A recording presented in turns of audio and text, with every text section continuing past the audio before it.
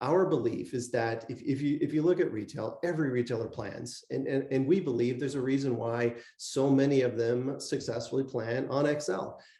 It's maybe not the most conducive tool necessarily, but it gets the job done. But our belief primarily was that we can generate a much greater ROI for the business in terms of margin impact by focusing on allocation first. We felt the problem was a bit more acute, and could drive a greater ROI. And frankly, once we had the building blocks in place for allocation, expanding beyond that to merchandise planning, if we so choose to do so, would be an easier step than going the other way.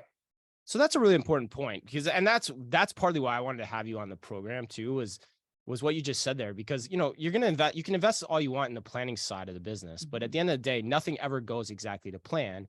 And you're always going to have It doesn't? It doesn't, Ann. 7 years later, working with me, I think you're very fully aware of that one. No. But I mean, it's a real thing. And so Yeah. basically what you're saying, Scott, is there's always going to be issues, particularly on the allocation side. And the allocation system is what can optimize the performance on that at the back end. So that's essentially what you're saying here, right? That's why you'd invest in one over the other.